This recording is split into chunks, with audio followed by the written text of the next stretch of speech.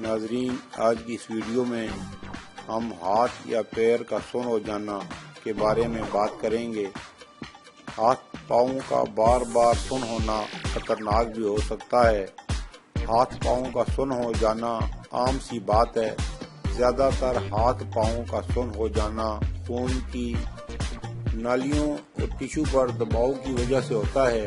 جب ہاتھ پیر سن ہوتے ہیں تو متاثرہ حصے میں کچھ محسوس نہیں ہوتا اور سوئیاں چبھتی محسوس ہوتی ہیں۔ نروز پر دباؤ اور غلط انداز میں بیٹھنے سے بھی ہاتھ پاؤں شل ہو جاتے ہیں، اور زیادہ تر یہ کیفیت شوگر جیسی خطرناک بیماری کی وجہ سے بھی ہوتی ہے۔ بیساکھی کے سہارے چلنے والے بازو عارضی طور پر مفلوج ہو جاتے ہیں اور وقت کے ساتھ خود بخود ٹھیک ہو جاتے ہیں۔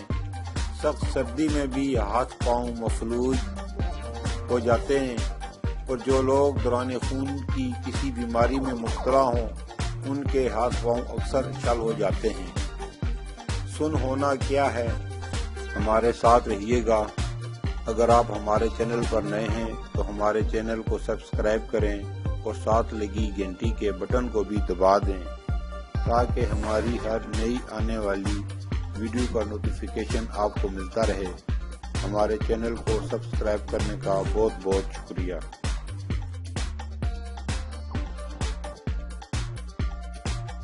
ہاتھ یا پیر کا سن ہو جانا یا اس میں سنسناہٹ ہونا اور سوئیاں چبھنا اس وقت محسوس ہوتا ہے جب جسم میں حس کم ہو جاتی ہے۔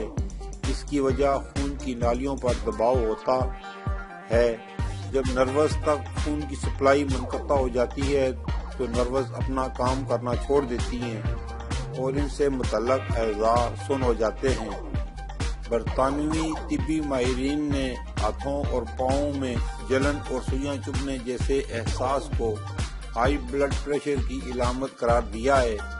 برطانیہ کے میو کلینک کے ماہرین کا کہنا ہے کہ ہائی بلڈ پریشر فالج، دل کے دورے، گردوں کے امراض اور خون کی نالیوں کے تنگ اور سخت ہو جانے کا باعث بن سکتا ہے۔ ماہرین کے مطابق اس کی دیگر علامات میں نظر کا متاثر ہونا، تھکاوٹ اور بے چینی، سینے میں درد اور شدید سر درد شامل ہیں، لیکن ہاتھ پاؤں میں جلن اور سوئیاں چبھنے کا احساس اس کی سب سے بڑی علامت ہے۔ شوگر، ذیابیطس سے چھوٹی اور باریک خون کی نالیوں کو نقصان پہنچتا ہے جو ہاتھ اور پاؤں سن ہونے کی وجہ بنتی ہیں۔ ایسے میں ہاتھ پاؤں کی صلاحیت کا کم ہونے کا خطرہ بھی بڑھ جاتا ہے، کیونکہ اس طرح آپ گر بھی سکتے ہیں۔ وٹامن کی کمی۔ ہاتھ پاؤں سن ہونے کی شکایت زیادہ تر عمر رسیدہ لوگوں کو ہوتی ہے یا پھر ان افراد کو اس کیفیت سے گزرنا پڑتا ہے جو کھانے میں سبزی تناول کرتے ہیں، کیونکہ ایسے افراد خون کی کمی کا شکار ہوتے ہیں اور ان کے جسم میں وٹامن B12 کی کمی واقع ہو جاتی ہے۔ وٹامن B12 کی کمی انیمیا اور نروز کو نقصان پہنچانے کا باعث بنتی ہے۔ چوٹ لگ جانا۔ ہاتھ یا پیر کی انگلیوں میں چوٹ لگنے سے بھی نروز کو نقصان پہنچتا ہے۔ اس کے علاوہ جو لوگ ہر وقت ایسے اوزار استعمال کرتے ہیں جن میں لرزش، وائبریشن ہوتی ہے، ان کے نروز کو نقصان پہنچتا ہے۔ حمل کے دوران بچے کی نشو و نما اور سیال بڑھنے سے جسمانی اعصاب دبنے لگتے ہیں، جس کے نتیجے میں ہاتھوں اور پیروں کے سن ہونے اور سوئیاں چبھنے جیسے احساسات ہو سکتے ہیں۔ یہ مسئلہ بچے کی پیدائش کے بعد عموماً ختم ہو جاتا ہے۔ دوران خون کے مسائل۔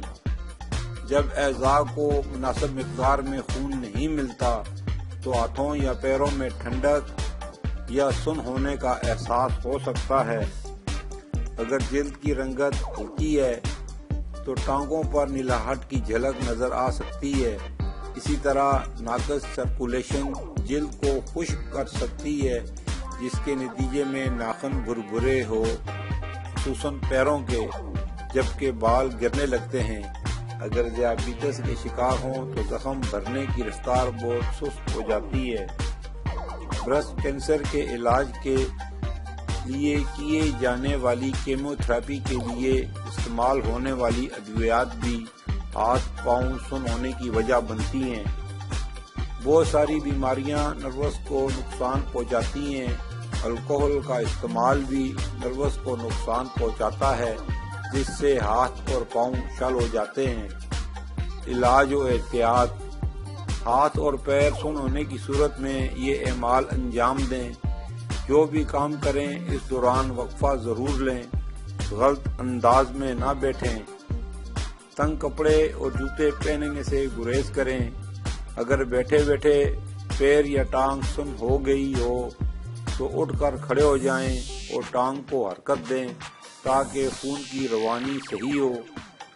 کمر اور گردن کے درد سے بچنے کے لیے بھاری وزن اٹھانے سے احتیاط کریں اور جسم کو ایک ہی انداز میں حرکت دینے سے گریز کریں۔ باقاعدگی سے ورزش کریں۔ اگر آپ کو شوگر ہے تو دوا اور غذا سے کنٹرول کریں۔ باقاعدگی سے چیک اپ کروائیں۔ وٹامن B12 کی کمی دور کرنے کے لیے مناسب غذا لیں اور خون ٹیسٹ کروائیں تاکہ جان سکیں کہ آپ کو وٹامن B12 کے سپلیمنٹ کی ضرورت تو نہیں۔ ناظرین، یہ تھی ہماری آج کی ویڈیو ہاتھ پاؤں سن ہونے کے بارے میں۔ امید ہے کہ دوسری ویڈیو کی طرح یہ ویڈیو بھی آپ کو پسند آئی ہوگی۔ کمنٹ سیکشن میں اپنی رائے کا اظہار ضرور کیجیے، اسے دوستوں کے ساتھ شیئر کیجیے۔ پھر ملیں گے کسی نئی ویڈیو میں نئے موضوع کے ساتھ۔ جب تک ہمیں دیجیے اجازت۔ اپنا اور گرد و نواح کے لوگوں کا بہت زیادہ خیال رکھیں۔ اللہ حافظ۔ آپ کی محبت اور تعاون کا شکریہ۔